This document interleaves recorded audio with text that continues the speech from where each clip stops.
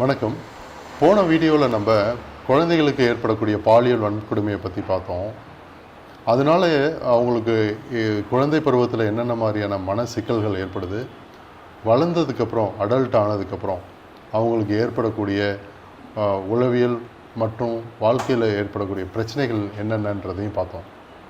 இந்த வீடியோவில் குழந்தை பருவத்தில் பெற்றோர்கள் எப்படி குழந்தைகளை பாதுகாப்பாக வைத்திருக்கணும், அவங்களுக்கு எந்தெந்த மாதிரியான விஷயங்களை சொல்லித்தரணும், அப்படியே ஏதாவது ஒரு பிரச்சனை ஏற்பட்டால் அவங்கள எப்படி அணுகணும், அவங்களுக்கு என்ன மாதிரியான சப்போர்ட்ஸ் கொடுக்கணும் அப்படின்றத பற்றி தான் இன்றைக்கி நம்மள்ட்ட மிஸ் அகிலா வந்து பேச போகிறாங்க. இந்த வீடியோவில் இப்போ குழந்தைங்க வந்து பாதிப்புக்கு உள்ளாகும் பொழுது நம்ம முன்னாடியே பார்த்த மாதிரி உளவியல் ரீதியாகவும் உடல் ரீதியாகவும் மன ரீதியாகவும் அதிகமான பாதிப்புக்கு உள்ளாகிறாங்க இல்லையா? அப்படி இருக்கும் பொழுது அந்த மாதிரி குழந்தைங்களை நம்ம எப்படி பாதுகாக்கணும் அப்படின்னா, முதல்ல அந்த குழந்தைங்களுக்கு வந்து ஒரு பாதுகாப்பான சூழலை வந்து உருவாக்கி தர்றது வந்து பெற்றோர்கள் கையில் தான் இருக்குது.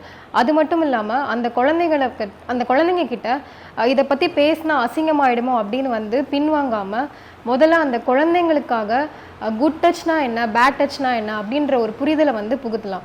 உதாரணத்துக்கு சொல்லணும் அப்படின்னா, நம்ம யூஸ்வலாகவே சொல்லுவோம் இல்லையா, யார்கிட்டையும் நம்ம சாக்லேட்ஸ் வாங்கக்கூடாது, தெரியாத நபர்கள்கிட்ட பேசக்கூடாது, இல்லை யாரேனும் வந்து உடலை வந்து அணுகும் பொழுது அதை நம்ம வந்து எக்காரணத்தை கொண்டும் அதை வந்து நம்ம வந்து ஓகேன்னு சொல்லக்கூடாது, இந்த மாதிரியான அலோவ் பண்ணக்கூடாது அப்படின்னு இந்த மாதிரியான விஷயங்களை வந்து குழந்தைங்க கிட்ட வந்து நம்ம சொல்லி கொடுக்கணும்.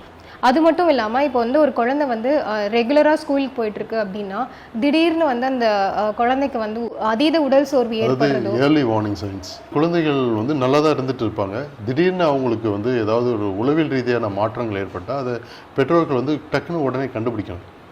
நீங்கள் சொன்னீங்க இல்லையா, உடல் சோர்வோ இல்லை வந்து பயமோ ஒரு உணர்ச்சி ரீதியான மாற்றங்களோ, ஸ்கூலுக்கு போக மாட்டேன் அப்படின்னு சொல்லிட்டு ஒரு ஸ்கூல் ரெஃப்யூசலோ, அல்லது வந்து தூக்கம் இருக்கும்போது அதீத பயம், தூக்கம் வராமல் கஷ்டப்படுது, அப்படி மன ரீதியான ஏதாவது ஒரு சில மாற்றங்கள் ஏற்பட்டாலோ அல்லது அவங்களோட பிஹேவியரில் ஏதாவது மாற்றங்கள் ஏற்பட்டாலோ அது உடனடியாக அந்த பெற்றோர்கள் வந்து அதை ஆரம்பத்திலேயே கண்டுபிடித்து அவங்கள்ட்ட அதை பற்றி பேசணும். ஆனால் பலவிதமான பெற்றோர்கள் வந்து இதை பற்றி பேசுகிறதுக்கே வந்து தயங்குறாங்க. உதாரணத்துக்கு சொல்லணும் அப்படின்னா, இதை பற்றி தெரிஞ்சால் வெளியில் அசிங்கமாயிடுமோ, குழந்தை வளர்ந்தால் அது கல்யாணம் ஆகாது, திருமணம் ஆகாமல் போயிடும், அப்படி இல்லைன்னா வந்து குடும்பத்துக்கே அவப்பேர் உண்டாயிரும் அப்படின்னு சொல்லிட்டு பலவிதமான நம்பிக்கைகள் வந்து வச்சுருக்காங்க.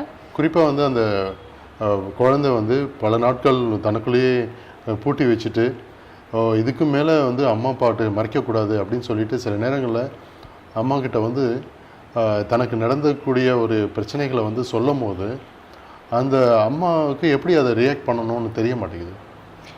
உதாரணம், இதை வெளியில் சொன்னால் ஏதாவது பிரச்சனை ஆகிடுமோ, இதை பற்றி பேசினா அதே நினைப்புகள் வந்துடுமோ அப்படின்னு சொல்லிட்டு அதை அப்படியே மூடி மறைக்கவோ அதை பற்றி பேசாமல் விட்டுறதோ தான் ஒரு அணுகுமுறையாக இருக்குது அவங்களுடைய.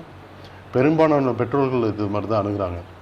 ஆனால் சில பெற்றோர்கள் வந்து அதை வந்து உளவியல் ரீதியாக சப்போர்ட்டிவாக எடுத்து அண்டர்ஸ்டாண்ட் பண்ணி, ஏற்கனவே குழந்தைகள் வந்து தன்னோட பிரச்சனை தன்னோட தப்பு அப்படின்னு நினச்சி தனக்கு மேலேயே அது ஒரு குற்ற உணர்ச்சியில் தான் இருப்பாங்க.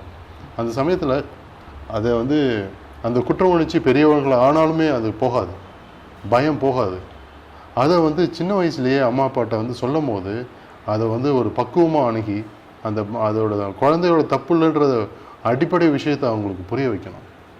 அது வந்து 18 வயதுக்கு கீழே எந்த ஒரு நபரோ அவங்கள்ட்ட தவறாக நடந்துக்கிட்டதாலும் அந்த குழந்தைகளோட தவறு இல்லை அப்படின்றத வந்து பெற்றோர்களும் புரிஞ்சுக்கணும், அந்த குழந்தைக்கும் புரிய வைக்கணும்.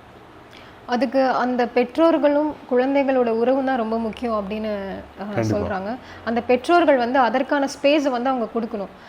இல்லை நீ எது பண்ணாலுமே தவறு அப்படின்னு ரிஜிட் பேரண்டிங் இருக்கும் பொழுது அந்த குழந்தையோட மனநிலை வந்து எப்பொழுதுமே அம்மா கிட்ட நம்ம இதை பற்றி சொன்னால் நமக்கு சப்போர்ட் கிடைக்காது, அம்மா வந்து நம்மளை தவறாக நினச்சிருவாங்க, நம்மளும் அதில் வந்து இன்வால்வ் ஆயிருக்கோமோன்னு தவறாக நினச்சி என்னை ஒதுக்க ஆரம்பிச்சிருவாங்கன்னு பலவிதமான எண்ணங்கள் வந்து அந்த குழந்தைங்களோட மனதில் வந்து ஓடும். அப்படி இருக்கும் பொழுது கண்டிப்பாக அந்த ரிஜிட் பேரண்டிங்கை பிரேக் பண்ணி அந்த குழந்தை வந்து அந்தந்த சமயத்தில் அந்த குழந்தைங்களோட இமோஷனல் நீட்ஸ் வந்து நம்ம ஃபில்ஃபில் பண்ணும் பொழுது கண்டிப்பாக எந்தவித ஒரு தவறுகளெல்லாம் எந்த குழந்தை என்ன நினைக்குது அப்படின்றத வெளிப்படையாக வந்து பேரண்ட்ஸ் கிட்டையுமே பேச வருவாங்க. அப்போது கண்டிப்பாக பெற்றோர்களும் வந்துட்டு இது செஞ்சால் தவறு அது செஞ்சால் தவறு அப்படின்ற ஒரு எண்ணத்திலேயே பார்க்காம குழந்தைங்களை வந்துட்டு நான் உனக்கு இருக்கேன், என்ன சப்போர்ட் வேணாலும் கிடைக்கும் அப்படின்ற ஒரு ஸ்பேஸை வந்து உருவாக்கி கொடுக்கறதுக்கான வழிமுறைகளை வந்து கட்டாயமாக அவங்க புரிதலை வந்து கட்டாயமாக அவங்க வந்து தெரிஞ்சுக்கணும் இல்லைங்களா சார்? உதாரணத்துக்கு குழந்தைங்களோட அதிக டைம் ஸ்பெண்ட் பண்ணி அவங்க என்ன நினைக்கிறாங்க, என்ன பேசுகிறாங்க அப்படின்ற ஒரு ஒரு டைம் கொடுக்கும்போது தான் குழந்தைங்களுக்கு ஏதாவது ஒரு ப்ராப்ளம்னா அது ஆரம்பத்திலேயே பெற்றோர்களால் கண்டுபிடிக்க முடியும்.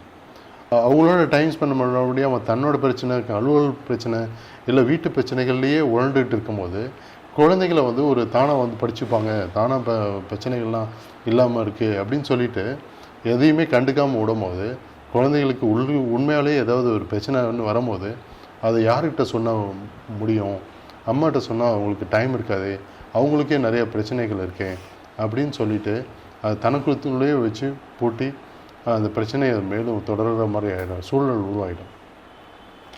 அந்த சமயத்தில் அப்படி இருக்கிற மூடி மறைக்கிற குழந்தைகளுக்கு பாதிப்பு இன்னும் அதிகமாக இருக்குன்றதே நம்ம ஆய்வுகளில் வந்து நம்ம நிறைய பார்க்க முடியுது. கண்டிப்பாக பெரும்பாலான நேரங்களில் சைக்காட்ரிஸ்ட்ட வரவங்க வந்து வந்து அடல்ட்ஸ் தான் வராங்க. அதாவது குழந்தை பருவத்தில் இந்த துன்பங்கள்லாம் சந்திச்சுட்டு இப்போ அடல்ட் ஆகி அந்த அந்த ஆரம்ப நிலையில் ஏற்பட்ட ட்ராமானால் ஏற்பட்ட விளைவுகள்னால பாதிக்கப்பட்டு தான் நிறைய பேர். ஆனால் குழந்தை பருவத்தில் வந்து ஒரு சைக்காட்ரிஸ்ட்டை கூட்டிகிட்டு வந்து இந்த மாதிரி ஆயிடுச்சு, என்ன பண்ணலாம், எப்படி சப்போர்ட் பண்ணலாம் அப்படின்னு சொல்லி வந்து வெளிப்படையாக பேசி சப்போர்ட் கேட்குறவங்களோட எண்ணிக்கை வந்து ரொம்ப ரொம்ப குறைவு. அந்த மாதிரி சமயத்தில் அவங்க வந்து பாதி கடலை தாண்டியிருப்பாங்க. மேபி அந்த குழந்தைக்கு வந்து அந்த விஷயம் வந்து வெளிப்படையாக பேசாதனால சப்ரஸ் ஆகி உளவியல் ரீதியாகவும் மன ரீதியாகவும் தீவிர மனநல பிரச்சனைகள் வரும்பொழுது தான் எங்ககிட்ட வந்து ஆமாம், அதுவும் யதார்த்தமாக கேட்கும் பொழுது தான் ஆமாம் எனக்கு இந்த மாதிரியான விஷயங்கள் நடந்திருக்கு அப்படின்றதே அவங்க வெளிப்படையாக சொல்கிறாங்க. அதுவும் எல்லா சிட்டிங்லையுமே உடனடியாக சொல்கிறது இல்லைங்களா சார்? அவங்கக்கிட்ட வந்து நம்ம ரேப்போ பில்ட் பண்ணி அவங்களுக்கு நம்ம மேலே நம்பிக்கை வரணும். நம்பிக்கை வந்ததுக்கு அப்புறம் தான் முதல்ல யாரை நம்புறதுன்றே தெரியாம ஒரு ஒரு மனநிலை போயிடுவாங்க. அதனால அந்த தெரபிஸ்ட்டுக்கிட்டையும் அந்த ரிலேஷன்ஷிப்பை வராது, அதை நம்பி சொல்ல மாட்டாங்க. ஸோ அவங்களோட ப்ளே தெரப்பி மூலிமா, விளையாட்டு மூலிமா அவங்களுக்கு அந்த பேச வைக்கிறதுக்கே பல நாட்கள் பல சிட்டிங்ஸ் கூட ஆகிறதுக்கான வாய்ப்புகள் இருக்குது. அப்படி இருக்கும் பொழுது குழந்தைங்களுக்கு வந்து அதற்கான ஸ்பேஸை உருவாக்கி இது தவறு இல்லை, இது வந்து அதோட தவறு இல்லை அப்படின்னு அந்த குழந்தையோட குற்ற உணர்வை வந்து உடைக்கிறதுக்கான வழிமுறைகளை வந்து பேரண்ட்ஸ் வந்து எடுத்தால் மட்டுமே இந்த பிரச்சனைக்கான தீர்வு வந்து காண முடியும் இல்லைங்களா சார்? ஆமாம், அது மட்டும் இல்லாமல் அவங்க இப்போ பெரியவர்கள் தான் நம்மள்கிட்ட அணுகிறாங்க இல்லையா, அவங்களுக்கு என்னென்ன மாதிரியான ட்ரீட்மெண்ட்டு நம்ம சைக்கலாஜிக்கல் ட்ரீட்மெண்ட் கொடுக்குறோன்றதை சொல்ல முடியுமா?